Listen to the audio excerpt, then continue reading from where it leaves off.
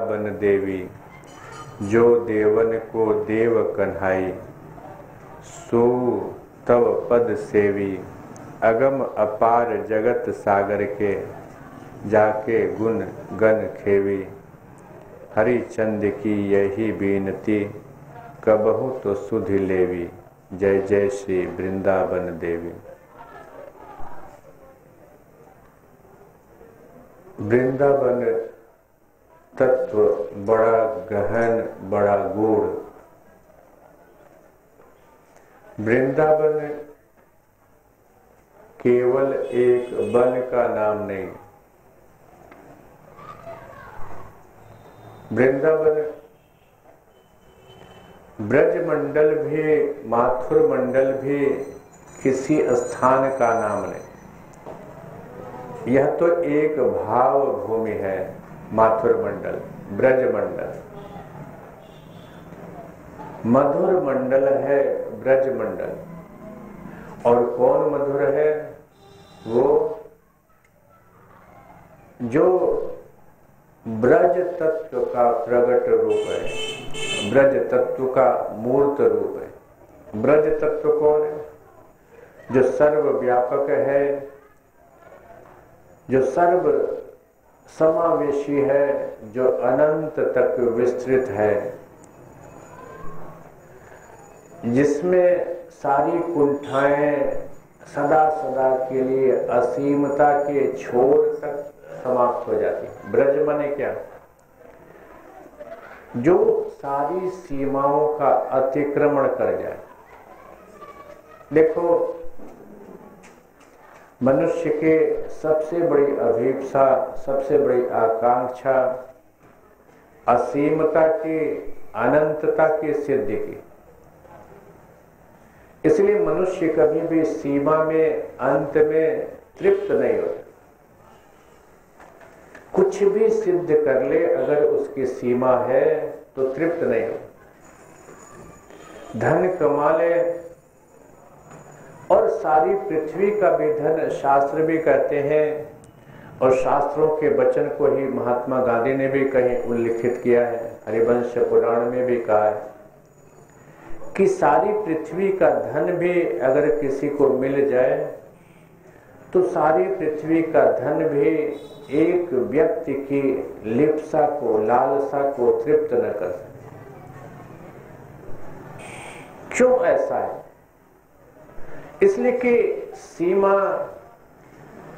सीमा कितनी भी बड़ी क्यों न हो, कितनी भी दूरस्थ क्यों न हो, सीमा का बोध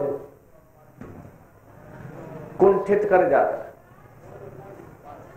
कुंठा माने जो सीमा में है, सीमा ही कुंठा है, अंत ही कुंठा है। असीमता और अनंतता एक ढंग से कहो तो टाइम एंड स्पेस के परम व्याप्ति के सूचक। जो दिक् तत्व है उसकी असीमता, उसकी सीमा का समाप्त हो जाना असीमता है। और जो काल तत्व है उसका अंत हो जाना अनंतता है, जो जिसका अंत न हो, जो कभी समाप्त न हो। ये कभी शब्द कहाँ का है? ये काल तत्व से जुड़ा है, टाइम एलिमेंट से जुड़ा है।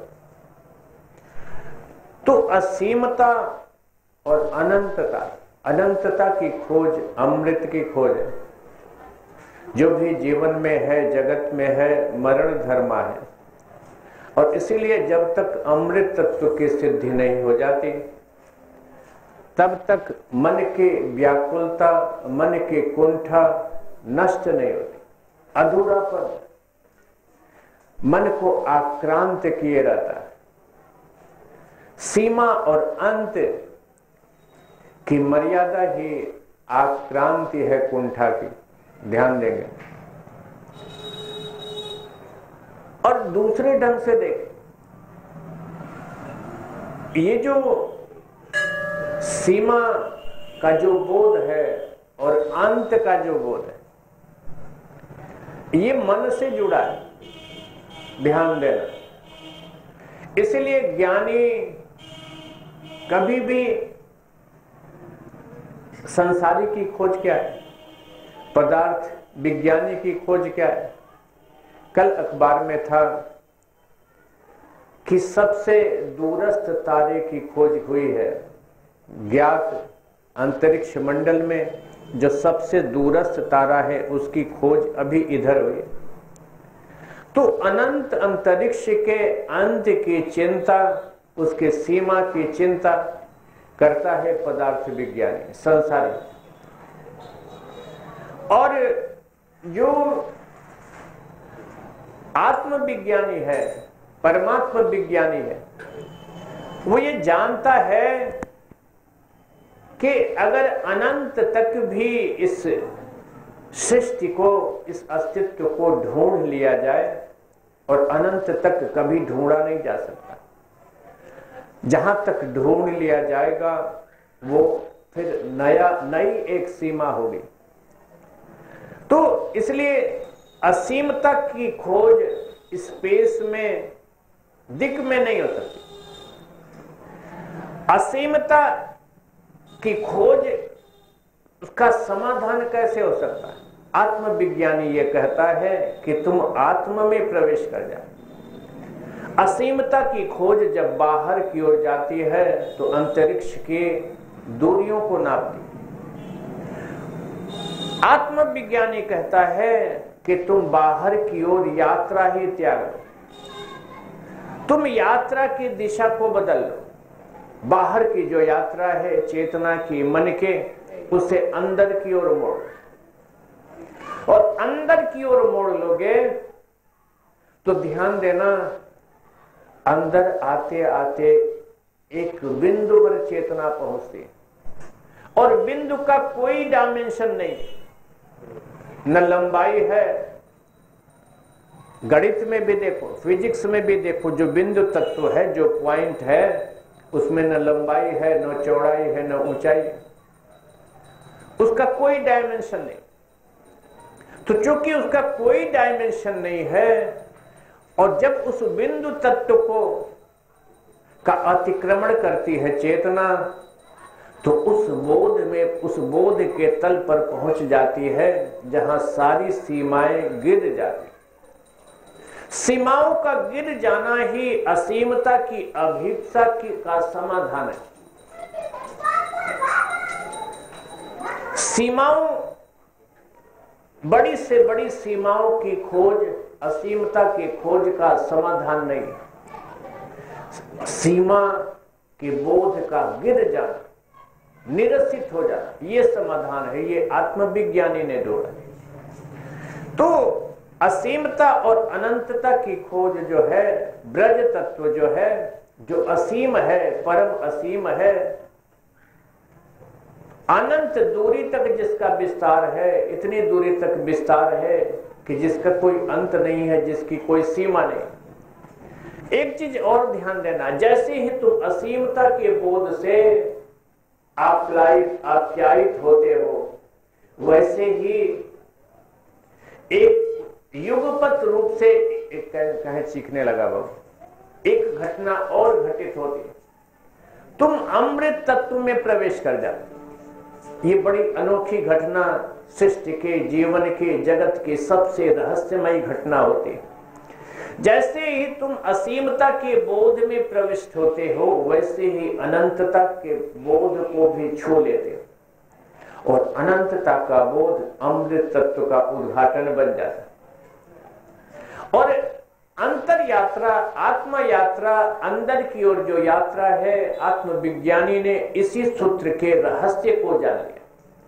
तो ब्रज तत्व जो है वह उसी परम व्यापक असीम तत्व को व्यंजित करता है, और उसमें फिर माथुर मंडल है, मधुर मंडल है, मधुर तत्व है। ध्यान देना, जब सर्वव्यापी परम व्यापी चेतना में, परम व्यापी चेतना के अधिष्ठान परमात्मा, या उसे कहो भगवान के प्रति जब राग जन्मता है, तो वह राग ही मधुरता का सर्जक बन जाता, क्योंकि राग ही सर्जक है आनंद का, राग के अतिरिक्त सृजन का और राग के अतिरिक्त मधुरता के माधुर्य के सृजन का और कोई मार्ग नहीं। राग और राग की सिद्धि, राग की संप्राप्ति, राग के अभिष्ट की संप्राप्ति ही मधुरता के रस को प्रकट करती। ध्यान दें तो ये जो वृंदावन तत्व है ब्रज मंडल का सबसे रसमय तत्व है। वृंदावन तत्व माथुर मंडल में भी, ब्रज मंडल में भी जो सर्वाधिक रहस्यमय, सर्वाधिक निगूढ़ तत्व है वो है वृंदावन तत्व। और इसीलिए भगवान की सर्व मधुर मधुराति मधुर जो लीला हुए गोपांगनाओं के साथ मधुर भाव के लीला, वह वृंदावन में ही घटित हुई। इसलिए वृंदावन का तत्व बड़ा रहस्यमय। अब ये जो वृंदावन तत्व है, वृंदावन की अधिष्ठात्री देवी हैं वृंदावन देवी, जिसे हरिचंद कवि, भक्त कवि हरिचंद यहाँ कह रहे हैं, उनका नाम ही है वृंदा देवी। और वृंदा देवी वृंदावन की अधिष्ठात्री देवी हैं। और शास्त्र पढ़ोगे कुछ ग्रंथ ऐसे हैं जैसे कि श्री जीव गोस्वामी का ग्रंथ है, विशद ग्रंथ है, बड़ा बहुत बड़ा ग्रंथ है श्री गोपाल चंपू। ऐसे ही कवि कर्णपुर का ग्रंथ है आनंद वृंदावन चंपू। ऐसे ग्रंथों में और भी बहुत से ग्रंथ हैं गौड़ी वैष्णव परंपरा के, उनमें वृंदा देविका के रहस्य का उद्घाटन अलग अलग ढंग से, बड़ा निगूढ़ उद्घाटन है। देखो हमारे हिंदुस्तान ने ये जो स्थान तत्व है, ये जो दिक् तत्व है, इसके बारे में भी बड़ी गहन खोज, कल मैं इसके बारे में विचार थोड़ी देर कर रहा। जैसे देखो अभी हर गांव में जाओ, सलेमपुर में भी है, नदाव पर जाओगे तो वहां भी है, ग्राम देवता होते। अब एक ताराशंकर बंदोपाध्याय बांग्ला के बहुत बड़े उपन्यासकार हुए, रविन्द्रनाथ टैगोर, शरद चंद्र, बंकिम चंद्र, इन तीनों के बाद सबसे बड़े उपन्यासकार ताराशंकर बंदोपाध्याय हुए। उनका एक बहुत बृहद उपन्यास है गण देवता। तो ये जो गण तत्व है उसका भी अधिष्ठात्री देव होता है। ग्राम जो है, ग्राम का भी अधिष्ठात्री देव होता है। और हर ग्राम में ग्राम देवता की पूजा होती। हर गृह, हमारे शास्त्रों ने इस पर बड़ा काम किया है। हमारे शास्त्रों ने, जैसे देखो एक दिन मैं आपको कभी बता रहा, न केवल वनस्पतियों में चेतना को जाना है, जगदीश चंद्र बोस से बहुत पहले हिंदुस्तान ने ये जान लिया कि वनस्पतियों में भी चेतना है। हिंदुस्तान ने वनस्पतियां तो, अब तो विज्ञान भी जानता है कि वनस्पतियों में चेतना है, लेकिन उसके पहले, बहुत पहले, ये जो स्थान तत्व है, ये जो पृथ्वी तत्व है, इसमें भी चेतना को जाना, इसमें भी देवत्व का बोध किया है। ग्राम देवता क्या है? एक ग्राम मान लो कि सलेमपुर के पास है, कोई भी गांव, चाहे वो पनिका हो, चाहे डुमवलिया हो, चाहे नवलपुर हो, चाहे अहिरौली, कोई भी गांव ले लो, और एक गांव लंदन के पास ले लो। अब जो ग्राम लंदन के पास है और जो ग्राम सलेमपुर के पास है, दोनों का व्यक्तित्व बड़ा अलग है, बड़ा डिफरेंट है। और दूसरे ढंग से देखो, एक ये तो व्यक्तित्व की बात मैं कर रहा हूं। जो तुम्हारा गांव हो, बहुत समय बाद, मान लो डॉक्टर साहब तो रोज अक्सर गांव जाते रहते हैं, विजय जी कभी गांव जाए, राधारंग जी की उम्र अभी कम, लेकिन राधारंग जी भी कभी गांव जाते हैं, कभी कभार गांव जाते हैं। तो गांव जाओ तो जैसे कि गांव में मान लो तुम्हारे न कोई है तो तुम्हारे बाबा है, कोई दादी है, वो भी नहीं है तो घर गांव में कोई पट्टीदार है तुम्हारे, उनका ही वजूद नहीं है, उनके प्रति ही तुम्हारा राग नहीं है, तुम्हारा अपनापन नहीं है। तुम्हारे घर के पास जो कुआं है उसके प्रति, जिसके किनारे तुम बचपन में खेल रहे थे, उस कुएं से भी बड़ा अपनापन। गांव के बाहर का बगीचा, जिस बगीचे का एक एक पेड़ तुम्हें पहचानता है, जिसके एक एक पेड़ की गलबहियां डाल के तुमने झूला झूला है, जिसके एक एक शाखा पर तुमने बाहें लगाई हैं, वो पेड़ तुम्हें पहचानता है। उस पेड़ की छुअन में भी एक अलग रागात्मक अनुभूति है, जैसे कि मां के स्पर्श में अनुभूति है। वैसे तुम्हारे गांव तुम्हारे गांव का जो बूढ़ा पीपल है, तुम्हारे गांव की जो इमली का पुराना वृक्ष है, उससे भी तुमको प्रेम। जाके गांव को देखो महाराज, पीपल को और इमली को तो छोड़ो, बगीचे को तो छोड़ो, जब भी तुम जाते हो तुम्हारे गांव की हवा तुमसे तुम्हारा आंखों भेंटती है। तुम्हारे घर का एक एक खंभा, एक एक दरवाजा तुमसे कुछ कहता है, कुछ अनकही कहानी, कुछ पुरानी बातें तुम्हारे कानों में फुसफुसाता है। तुम्हारे हृदय के द्वार पर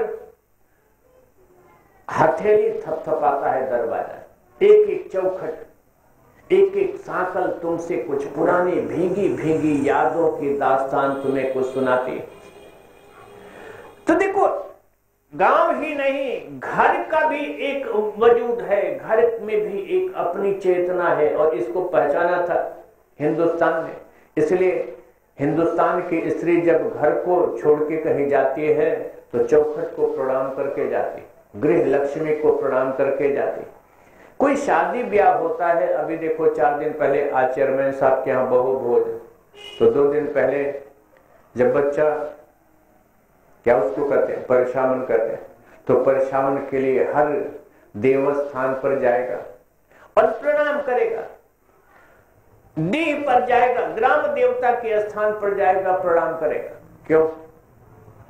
हर ग्राम की भी एक आत्मा होती है, जैसे हर जीव की एक जीवात्मा होती है, वैसे हर स्थान की भी एक सचेतन आत्मा होती है, सप्राण आत्मा होती है।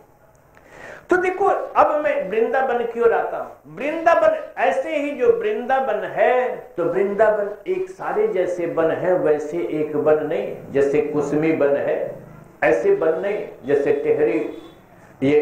टेढ़ी घाट का वन है, निचलौल का वन है, ऐसे वन नहीं। वृंदावन तत्व बड़ा निगूढ़ तत्व है। वृंदावन वह वन है जिसमें भगवान की निगूढ़तम अंतरंगतम मधुराति मधुर रास लीला प्रकट हुई। तो ये वन प्रांतर कोई सामान्य वन प्रांतर नहीं है, सामान्य वनस्पतियों का पादप जीवों का समूह नहीं। जैसे गोपांगनाएं तुम्हारी तरह सामान्य जीव नहीं है, जैसे सब मनुष्य हैं। आज का साम्यवाद तो डॉक्टर साहब बैठे हैं, समाजवाद कहता है सब आदमी बराबर है, सब आदमी। अरे नाहक मूर्खों वाली बात, सब आदमी आदमी। कोई गोपांगना तुम्हारे घर की स्त्री दोनों बराबर है, दोनों तो स्त्रियां हैं। अरे महाराज, गोपी का जो गोपी, कोई भी जीव अपनी भाव दशा से पहचाना जाए, भाव दशा से पहचाना। गोपी का जो भाव है, गोपी जिस भाव देह में है, गोपी जिस भाव चेतना में है, वो दिव्यतम परम उज्ज्वल चेतना है। परमात्मा के प्रति राग, भगवान के प्रति राग, श्याम सुंदर के प्रति ऐसा निगूढ़ राग है।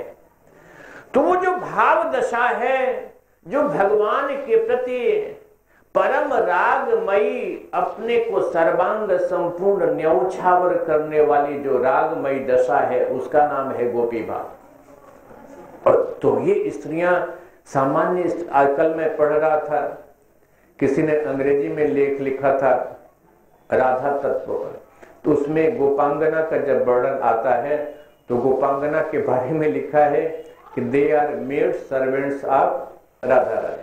अब बताओ, पता ही नहीं। मेड सर्वेंट मन होता है नौकरानी, जिसको संक्षेप में मेड भी कहते हैं। अब मान लो कि कोई अंग्रेज पढ़े, उस आलेख को पढ़े, इस पर पढ़ा, विकिपीडिया जो इस पर है इंटरनेट पर, उसमें मैं पढ़ रहा। अब देखो, इसलिए ये मेरा बोलना कितना जरूरी है, इसलिए कि मान लो कि अंग्रेजी भाषा में अब कोई सुन ले कि गोपी भाव क्या है, कोई जानना चाहे तो सारी की सारी दुनिया सब कुछ इंटरनेट से जानने की चेष्टा करती है। तो कोई विदेश का आदमी या देश का आदमी, देश के भी कितने 1% लोग भी गोपी तत्व को नहीं जानते, 1% लोग भी नहीं। मोदी जी की योजना है और वो पूरी कर लेंगे कि 5 साल के अंदर अंदर, आज भी समाचार है, डिजिटलाइजेशन कर लेंगे सारे हिंदुस्तान।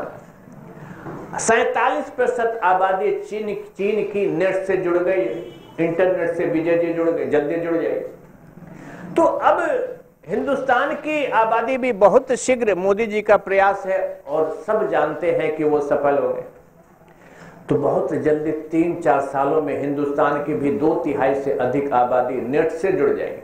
तो जो नेट से जुड़ जाएगा वो गोपी तत्व को जानने के लिए किताबों को, शास्त्रों को पलटना नहीं चाहेगा, संतों से मिलना नहीं चाहेगा, बड़ी आसानी से वो घर बैठे बैठे एक ही काम करेगा। क्या करेगा?